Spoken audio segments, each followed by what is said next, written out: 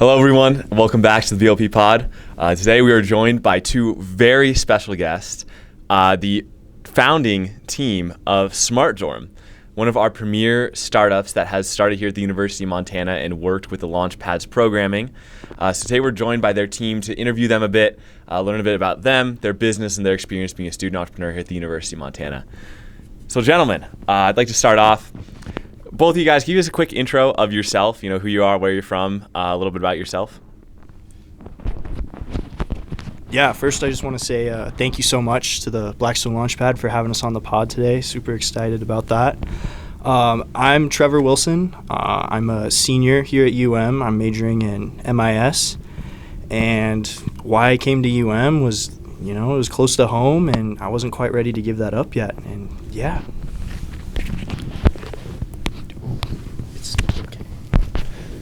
Hey everyone, my name's Coulter Stevenson. I'm the other member of SmartDorm. I'm studying MIS Finance, Russian, International Business, and a certificate in Data Analytics here at the university. I came to UM because a lot of cool people here and get to do things like this, so pretty exciting. All right, thank you, gentlemen. And can you just give us a quick intro, maybe like a 30-second pitch of what SmartDorm is and what you do? Smart. I get the mic after that one. Yeah, okay. So Trevor would say smart, but it's actually simple. So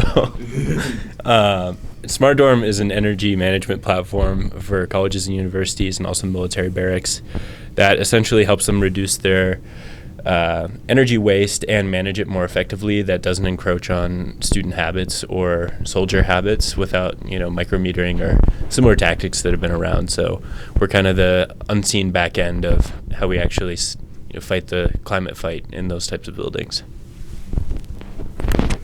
So that's an awesome company, very good idea. We love the sustainable business ideas here at the Blackstone Launchpad. And so just take us back to the beginning. What was the genesis of this company and this idea? Yeah, so in our more informal pitches, I always like to start out by asking if anyone's ever had a bad roommate. My bad roommate is actually in the room with us today. It's Coulter, our co-founder. So we were just having a conversation at breakfast or something like that, and I was talking about how every time I go in Coulter's room, it feels like a sauna. Actually, it feels like a sauna. It's at least 80 degrees in there. Not true. All the time. Hold on. And it's horrible. So we talked about that and we went, well, how many students in the dorms do you think have the same bad habits that Coulter has and are out of the dorms for 8-9 hours a day, during classes and the gym, and then they have jobs and things like that? How much energy is being wasted keeping that room at such a high temperature when it really doesn't need to be? And that's kind of where the genesis for the SmartDorm idea came from. The fact that nobody else is really trying to combat that. Always love that story. Such a great one. It's so organic, and you guys are really solving a problem that you saw and taking the initiative to do that. I just love that story. It's incredible. You guys are doing great with it. So, you started this fairly recently, and with that, there's always challenges as a new business, as an entrepreneur. And so what are some of the challenges that you really faced in the beginning, first few years of this, and then how did you overcome those challenges? It's really hard to be able to explain the product to people, and so what Coulter and I have had to do is to really more so focus on the benefits of it, and then when we talk to more technical people, go into those more in depth and things like that. One of the biggest problems that we had though is just getting people on board. A lot of people in this space, they don't want to learn a new software, they don't want to learn a new system. The college is getting by good enough for things of that nature. So it's really hard to just get out there. And I don't know, do you have anything else to add that was a struggle? Yeah, go for it.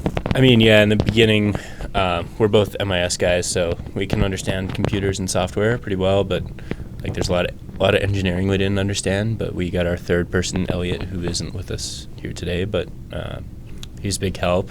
That was a big challenge we had to overcome, is to figure out what we didn't know in the process, and how do we ask? How many professors did we interview? Oh man, in the beginning, it had to be 5 to 10. 5 to 10. We just went around saying, "What do you think of this? What do you think of that?" In the beginning, those drawings that we had, just to get the idea out on paper, so it wasn't like a word vomit versus a somewhat detailed plan or an ERD or something that could help someone understand it better. That was really the key to making people get on board. I also think one of the hardest parts, at least for me, and actually I know it was hard for Coulter too, because I had to talk him out of it quite a few times, but just people telling you no. Yeah. Or, whether they understand the idea or not, maybe they think it's not. The word that came up a lot is this idea material for these companies to even think about investing in and things like that. And that was probably one of the biggest challenges, was taking, you take 99 no's, and then, we find some random housing officer that's like, oh, this is a great idea, and things like that. So I really do think taking all those no's is very hard to take on the chin as a startup, for sure. Do you have any specific stories of examples of people saying no to that about your business? I know of one. Absolutely. And So we'll talk about 3. I'll let Trevor talk about 1, or we'll talk about 2. I'll let Trevor talk about 1. I'll talk. Yeah. So I don't know if you have eFest on there, but I guess we can probably talk about that later. My biggest thing is, like, Trevor likes to talk with our clients a lot, and I get stuck talking with engineers who really like to know a lot about building specs, and that's fine. I love to talk building specs too. Yeah, suffering from success. Suffering from success, as Trevor says. But there was one interaction we had when we were traveling in Minnesota where we just had this engineer come up to us and start grilling us on the uniqueness of our product, whether it was actually different. And what I found is really helpful, coming from a technical background, is just to get really in the weeds, because there is part of a pitch competition that's like, okay, well, I'm kind of testing you to see how well you know your product or you know your numbers, and that's all good and fun. But then when they really just start coming at your product, it takes on a different kind of animal. And so that interaction was really hard for me, just because I walked away second-guessing a lot of our specs, second-guessing a lot of the research and materials that we actually physically built, which was really hard because you had someone with a PhD in automation engineering who was pretty much the faculty of your field coming up and saying your product isn't unique or innovative at all, but then being able to be on the same level to debate them is what we came back with. And then, even overcoming the support that they were bringing to that competition, that was really cool for us. Yeah, so one of our issues we had early on, one of these stories, was actually the first trade show expo we went to, which was in Springfield, Illinois. And it was a housing officers conference. And so we were on the expo floor. We were kind of pulling people away from the vendors, whether that's a good or bad thing, I don't know. But we were pulling them aside, just asking, what are your issues? How are you attacking them? Things like that.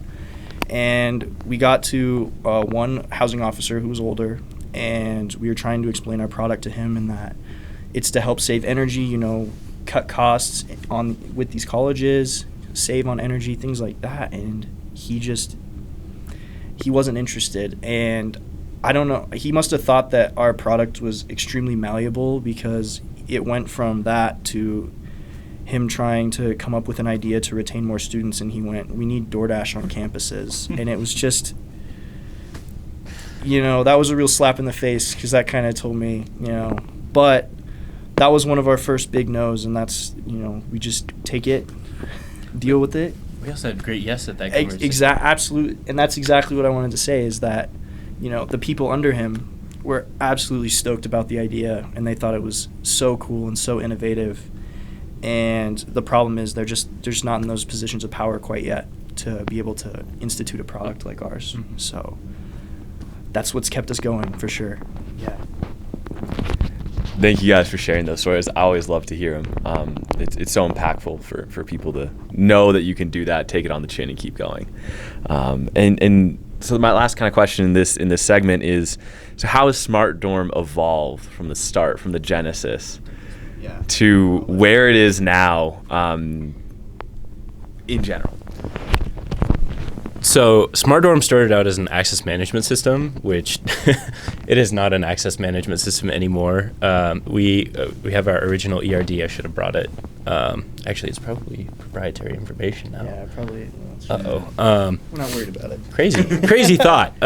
Anyway, started with that, and then it's kind of evolved into, as we've learned more technologies, that's been the really cool thing. Not to plug the College of Business, but one professor in particular, Jason Trish, we started SmartDorm in his class. And so it started as, in what ways can we leverage data to make the dormitory experience better with heating or with all of that type of thing. And now it's evolved into more of an energy and sustainability platform for those dormitory and barracks buildings, which is like a total, in the world of like building automation, a total 180. And it's been cool to watch just because in each iteration, where sometimes we've been told no's for really great reasons of things we didn't think through, or concepts we didn't flesh out with our original idea, and those have been great to kind of like foster into what we have now. But other times we've just completely realized that we were heading in a headwind, and we figured out a way to alter our product to meet a better goal. Yeah, that's one of the biggest things with SmartDorm is the evolution in general of it. We really had to learn, once again, to deal with these no's, but instead of just saying, oh man, this is it, it's over, back up, okay, what did they say? What are their actual pain points, and how can we better help them with those? And that's what's really helped us to be here for over 2 years now, which is crazy to think about, just how far we've come and how much we truly have evolved. So what is your product? Can you get a little bit more into your product? Maybe the first question I have about this is what is IoT technology, and how do you utilize it to increase energy efficiency? Go for it. So IoT stands for Internet of Things, and essentially deals with the concept okay, break this up into two parts. IoT is how do we connect more things to the internet, which sounds really scary and like Skynet. But if you do it in the right way, yes, it's terrifying. If you do it in the right way, you can get some really intelligent systems and make things that you didn't really think about being smart now can act on their own and have kind of their own little brain. Like dorms? Like dorms. Like dorms. Yeah, exactly. So like with SmartDorm, we were just taking that same concept of what can we give a brain to, or what can we, I guess is kind of a weird way to phrase this, how can we start communicating with the dormitory? And so those IoT devices, just a simple technology interface into current technology, into the current systems that we have, not us, but society as a whole, we can start leveraging what's going on in that dormitory and have it start communicating with us. And not in a way that's big brother-y, but in a way that's, especially with us, that was one of our big things, is we don't want another system that's going to come and overwatch you like a big brother and tell you to turn on the lights and turn off the heater. We wanted a system that was smart and that was going to do it for you, kind of like being a nice old grandma that picks up after you leave the house.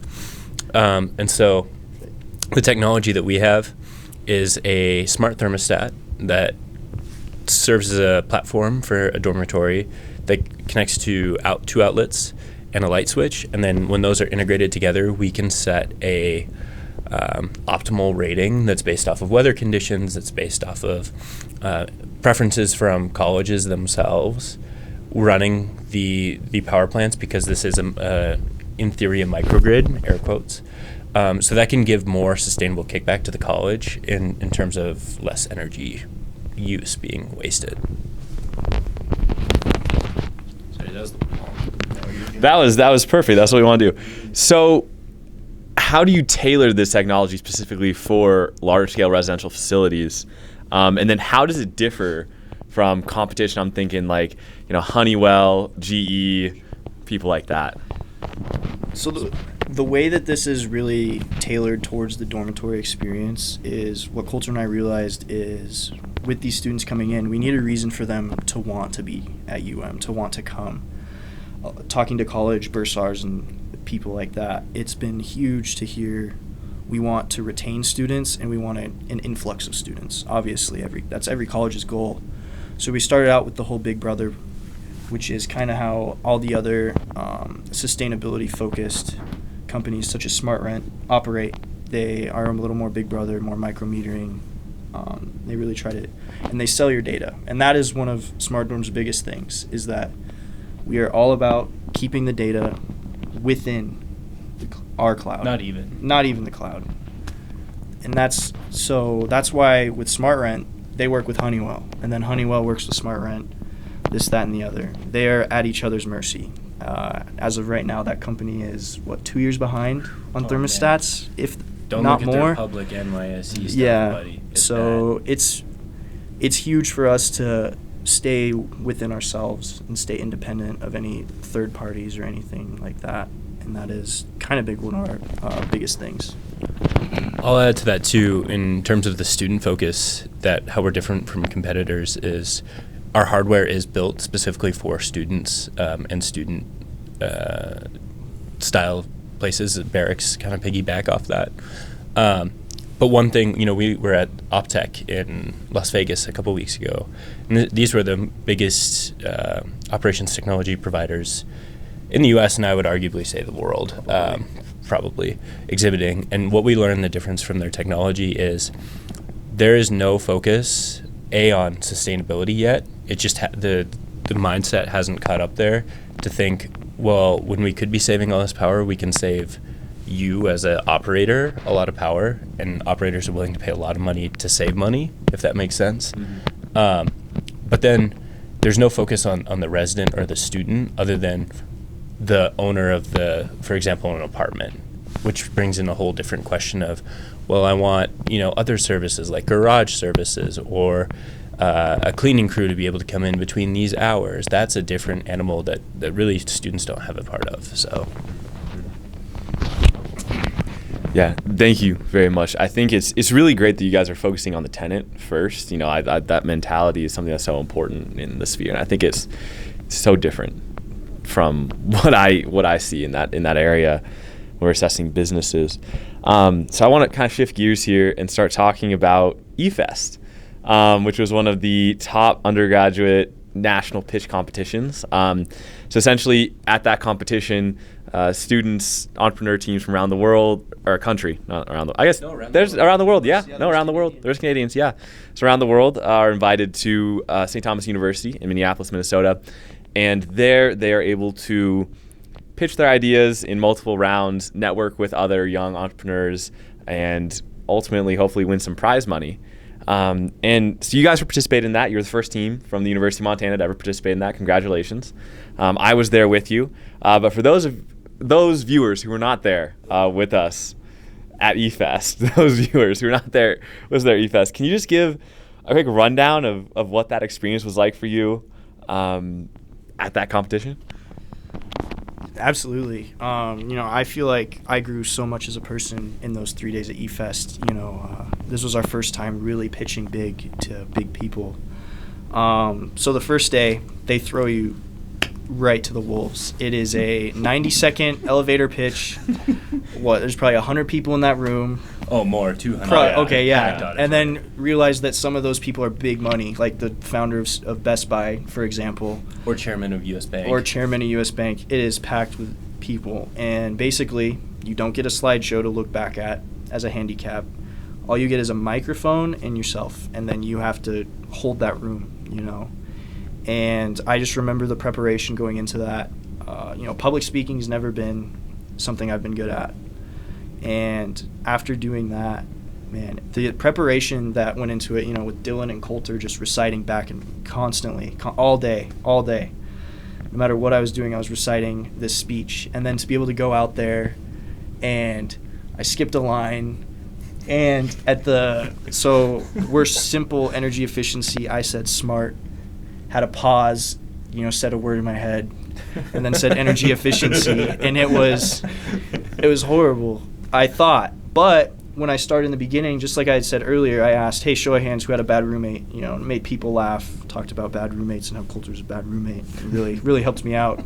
I'm sure he's sick of it by now, but it was a great time. So unfortunately, we didn't win that competition, the first one that we participated in, but I had so many people come up to me and like, hey, this was my favorite pitch. It was a cool pitch. I thought it was funny. Bad roommate, you dogged your own co-founder and friend, so it was a great time. But after that, the next day is they split you up into groups. Basically, they split all the teams up. Coulter and I weren't on a team. It was teams of 3 or 4. They give you an idea, and then you have or they give you a problem, and their problem was food deserts. Yep. Which are like large urban areas that have limited access to healthy food. So they put you in a room with people you've never met before, and then for 3 hours you have to collaborate, research, create a poster, and then figure out how you're going to present this to a group of people. And then they put you all in a room, and then they have all these judges walk in a circle, and then we pitched, how many times was it? 30? Mm-hmm. 20, 30 times we had to do that pitch. My team actually got second place. Coulter's team didn't get anything, so pretty stoked on that. That was a fun day to rub it in, So that was a great time. Met a lot of cool people, a lot of like-minded individuals that are, student entrepreneurs. They want to do a little bit more with themselves. It was super cool to just connect. And then the last day that's the big pitch. That's the 15-minute? 12. It was a 12-minute pitch. This is in a room full of VCs and alumni of the St. Thomas School and venture capitalists, for anyone who doesn't know. And it was, we practiced really hard the night before, the morning of, and, we got it down really well. And I have no regrets on our pitch. I think we did a super job.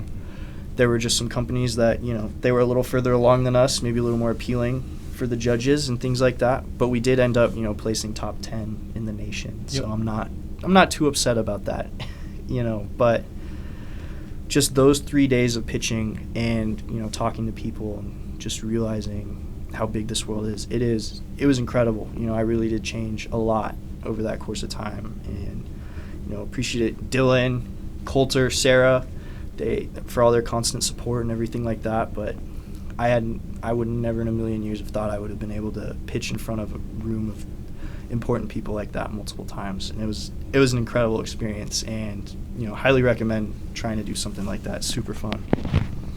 Yeah. You good?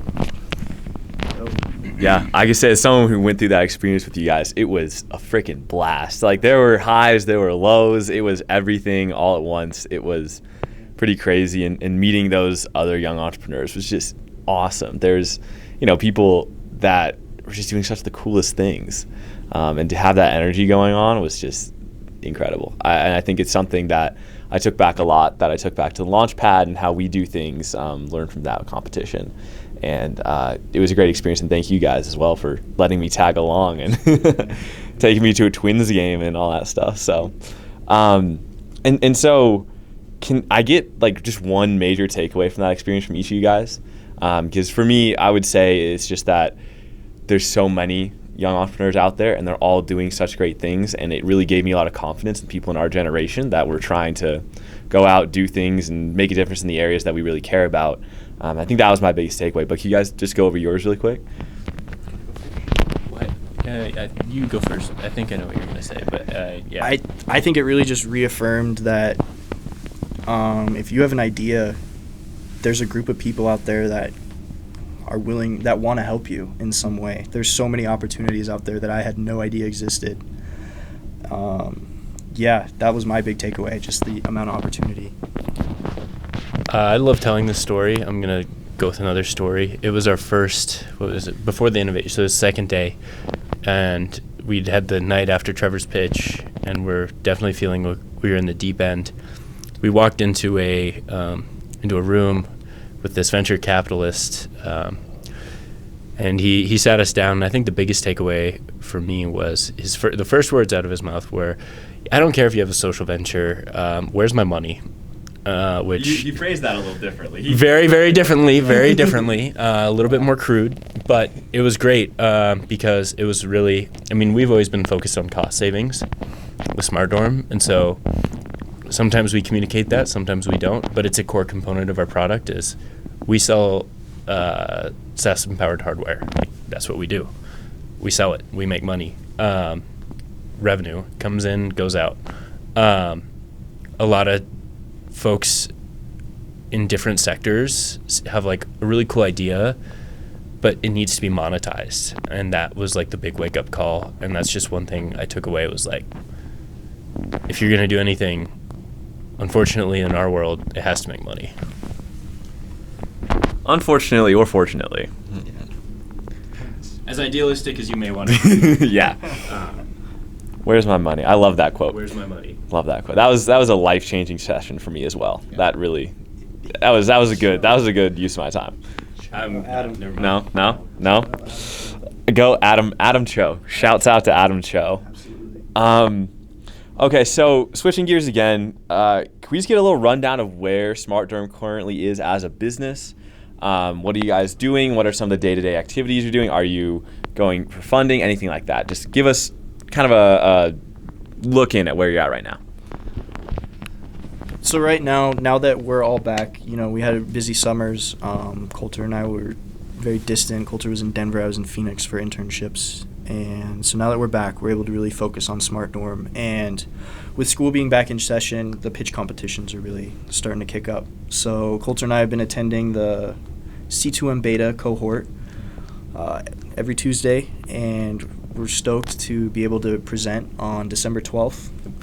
And, that's going to be potentially in front of potential angel investors and VCs. And so there's a lot of opportunity for funding there. We're also looking at competing in the University of Montana John Riffato Startup Challenge. Last year. We got in last year, but that was during eFest, and we felt it was better for us to go that way. But now we really want to try to get into that competition. There's others out there, South by Southwest, among others. So right now, SmartDorm is definitely in a phase of funding. It's tough developing software and expensive if you don't know how to do it yourself. So that's kind of something we've learned. I'm sure Dylan knows all about that. So to do it well. Yeah, to do it well. Yeah, sure, we could figure it out, but yeah, let's not sell that, But yeah, we're at a point where we're just working to get some funding from these pitch competitions with all this opportunity that we've got right now. Coulter wants to add. As far as the technology goes, it's pretty awesome to say, like, we built it and we've tested it. I just love to say that. And we have it. I didn't bring it. I should have. It's all good. TSA didn't stop you about it? Yeah, they didn't. They did check the bag, but just a thermostat. That's just such a cool phrase to be able to say, like, you had this thing in your head and now it's like a physical thing that you can hold. And demonstrate. And turn on. When it turns on, I just get this like rush of feeling. It turns me on. Absolutely. Sorry, I'm so sorry. You're gonna have to cut that out. Anyway, where our technology's at, we're working on a V2, so we have our V1. It's okay. It could be sold, absolutely. Definitely could function as an MVP. Right. It's an MVP, but there comes a point in interior design where they don't want it to look like a box. So we just need to make it a little more sleek. And exactly. Things like that. And flesh out a couple bugs, as every software company does. But with our technology, one route that we're looking at now I have graduate studies ahead, and Trevor has a blossoming career. Don't laugh. No. We're looking at finding ways that we can have that kind of be in its own business and have Elliot run some of the show with our technology and take a more active role. So whether that's licensing, whether it's purchase agreements, different avenues for us to do that.